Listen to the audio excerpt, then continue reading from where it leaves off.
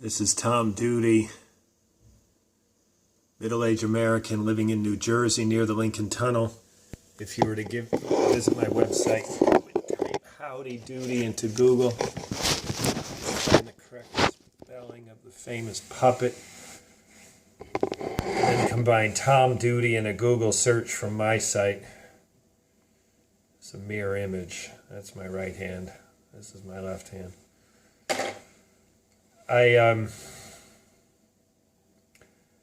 started this series that broke into two parts. It became part one and part two of what was this severed relationship with a childhood friend. Very upsetting moment. I explained the details and mostly expressed my sadness and anger in this moment. I've since realized two things. One is that a third version was kind of like a health type message, and that relationship seems deliberately severed by John. So it wasn't just some antics where he will resume with me in a healthy and prompt manner.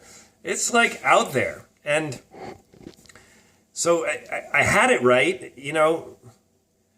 Things will never be the same. Things will be different this point forward, which is probably in general good. But I really thought it was an eruption, an explosion, and really not an attempt to sever what we had shared together over years. So it's upsetting on a different level. You know, it's not just recovering from an acute event. It's a deliberate choice on John's part. And the timing's not great. This would be a good week to feel the support and warmth of that friendship, and clearly that's not happening. So it is what it is. I'll play those cards as they fall. So back to the name of this series. When I'm done with it, I'm gonna rename it Martha90. 1, 2, 3, and now this is 4. Had a long conversation with a family member today. I brought a variety of topics, mostly not Martha90. And then it's been revealed in a way that reinforces what I've known is my exclusion from this family reunion that is blogged about repeatedly, redundantly, obsessively by me in this blog and in other videos. It's a family reunion that gathered, and not everyone, in addition, everyone gathering, the gathering itself, and not only was I excluded, but the gathering itself was kept a secret from me. It's, you know, will I get over it? I don't think so. Will it pass in a way that's healthier than it is at this moment? Yeah, absolutely. Why? Why did this happen to me? Am I an innocent victim? Well, of course not. Nobody is. But did my crimes justify what happened? Someone's got to tell me that they do. To date, this is the best I have. So what I knew to be true is that the rift that started when I made my first wife, my ex-wife,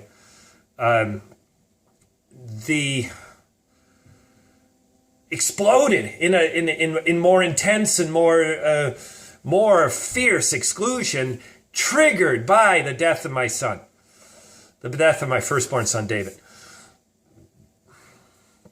Crazy. A moment when I needed family easily more than I ever had. They were conspicuously absent. And there's that old phrase, when God closes the door, he opens a window. Well, that's simply not true. When God closes a door, resourceful people find a window. And sometimes that means taking a hatchet and breaking down the wall. In my case, it was more of a knocking till someone was home. And I reached and found some healthy places to connect to family. So there are really two things that if there's something I need to atone for, what were my sins to bring this upon me? Without question, I know this to be true. And today's conversation just reinforces what I already knew.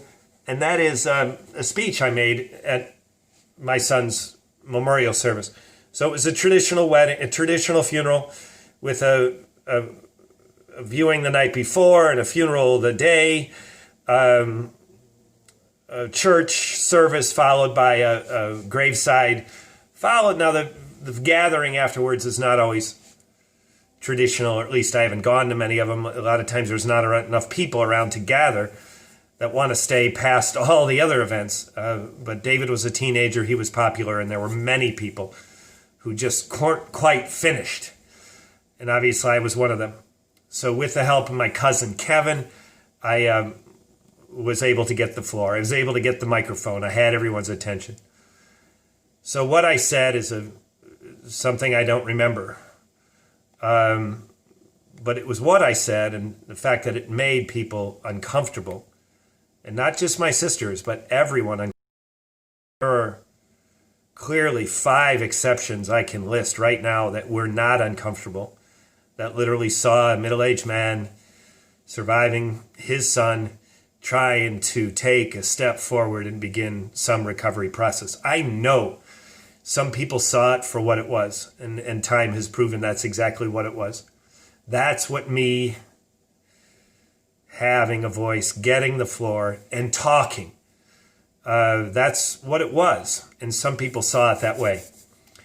So obviously I said something made people, it wasn't, and it is my theory that it's not what I said, it's that I got the floor. People were extraordinarily uncomfortable with that, like I say, with the exception of at least 5 people I know of. And so here's what I got today that I have never gotten before. It just came up, the conversation touched on this funeral speech I made, and then went on to some other family situation where someone is described as mean-spirited, and I said, has there ever been an accusation that what I said at the funeral was mean-spirited? And then the answer was no. So listeners who aren't attuned to the situation, let me be clear what happened at that moment. I don't know. Let me be clear about what didn't happen at that moment. Let me be clear about what I said. I don't know. I don't remember. There's a lot of things I don't remember about that day, about the night before. People who were there, people that weren't there. I have very selective memory. It was so deeply emotional. So what did I say? I don't know. And do I wish I had a recording of it? Yes. But what wasn't said? Not a syllable of what I said was mean-spirited. Not a syllable of what I said was critical of others. Now, I've known that by bits and pieces accounts of people who were there. And today's conversation confirmed it in a more direct manner than has been confirmed before. So what was alleged to start with the end of my first marriage, which is so common, everyone feels like they have to choose between, and that certainly happened in my case. And I did not want to be chosen if people were going to choose my ex-wife. That was, garden variety trauma. That was garden variety social network busting into 2. I wanted to see it remain unified. And if people had to choose me and that busted it up, that was a price. I didn't want them to choose me. And stating that outwardly helped build that common rift that happens when a man and woman who are parents and have developed a social network, some human capital that has to be split. That's common. But it would have run its course by now, mostly. So it really comes down. Why was I excluded from this family reunion a few years ago, about a half decade ago? It was not what started with the end of my first marriage. I mean, I've been single for in between, and now married in a second marriage more than a decade. I mean, it's a long time ago for this trauma to kind of still be hanging there. I have good reason to believe what happened to me with that reunion a half decade ago is not a product of the end of my first marriage. It is a product of that speech I made at the funeral. So what did I say? I don't know. What did I not say? I do know. I've known this. I was not, I know how I was emotionally at times, deeply wounded, not feeling anyone was to blame for my son's death. And I knew my words were not vicious.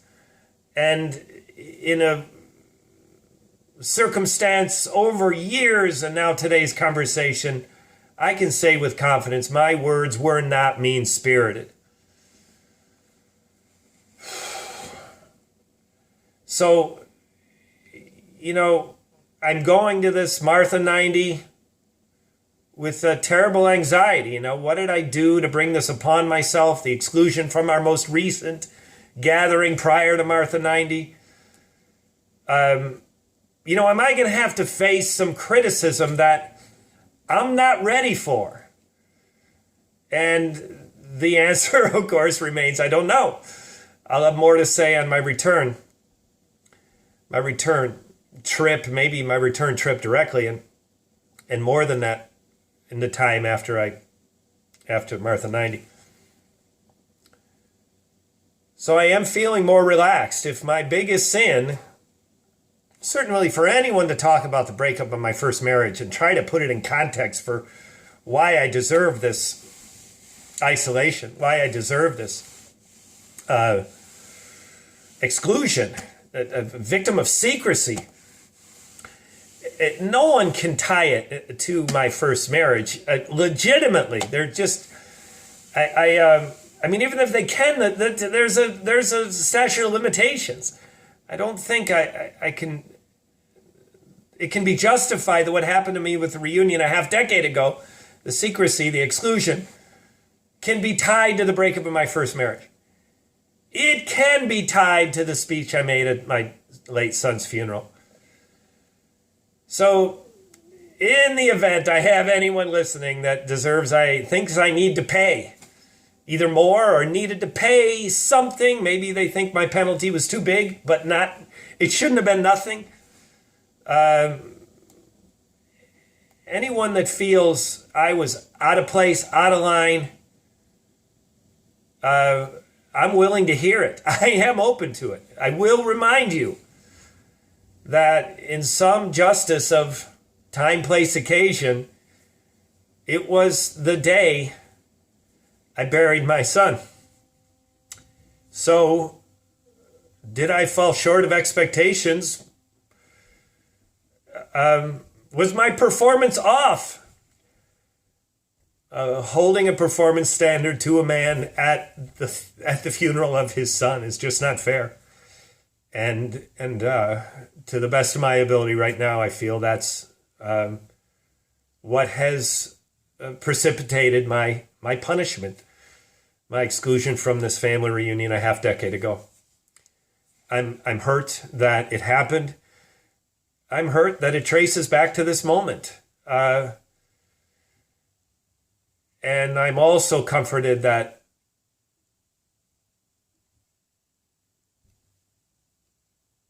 there's a denial that I was vicious. There's a denial that I was mean-hearted, mean-spirited. There's a denial that I was, I wasn't wacky. I just stood up. I was dressed like a man who just buried his son. And I spoke from my heart. And now he's been in the ground. His body's been in the ground for more than a decade. And some people seem to still think I have to pay. So the other thing that was mentioned in this conversation is just an ever-present is that in childhood, no question about it, me, Tommy, the baby of the family, garnished a disproportionate share of love and attention. And that's not just from my parents. It's from my parents and my parents' friends and my extended family and my siblings themselves. And any one of them, given the choice, would have taken my position rather than theirs. I just had a choice spot in the family. And I probably didn't know it then, but I know it now, and I've known it for a long time. So to the extent I needed to somehow, the pendulum swings, I need to somehow get a whole lot less resources. That's fair. Great. Let's balance let's exclude me from a reunion and keep it a secret. And I'll go knock on some doors and find what I need. Even though I garnished a disproportionate share of love and attention, it doesn't mean I requested it. It doesn't mean I demanded it. And it doesn't mean that I need it to thrive. In the recent decade, the pendulum has swung back, and I have not demanded a disproportionate share of family love and attention. And though I've gotten what I need, not only to live and breathe and smile and laugh and love, in addition to that, I've been able to thrive in ways that in the years, some recovery period from the death of my late son, David, and I was married to Hannah when he died, and enjoying my second marriage to Hannah. It's my first marriage to Hannah. It's my second marriage. It is my marriage to Hannah. Enjoying my marriage to Hannah, enjoying my life, enjoying my professional life in ways, my home right now feels like the happiest home I've ever had in my adult life. And professionally, I'm thriving in ways that just make me smile. The work I do is fun and engaging, and also not dependent on some organization that could decide to fire me. It's a little more durable than employment, and so I've had a very good. Without the disproportionate share of family love and attention, I've been able to get what I need. And I'm able, without any headline results, I'm having fun. I'm smiling. I feel like the authentic version of who God put on his earth when Tom Duty was born. This has been Tom Duty, middle-aged American living in New Jersey near the Lincoln Tunnel. If you were to visit my website, you would type "Howdy Doody Amigo." Howdy Doody into Google. You'll find the correct spelling of the famous puppet. You then combine Tom Duty in a Google search for my site. Thank you for listening. Have a good day, good evening, or restful night's sleep. Ciao.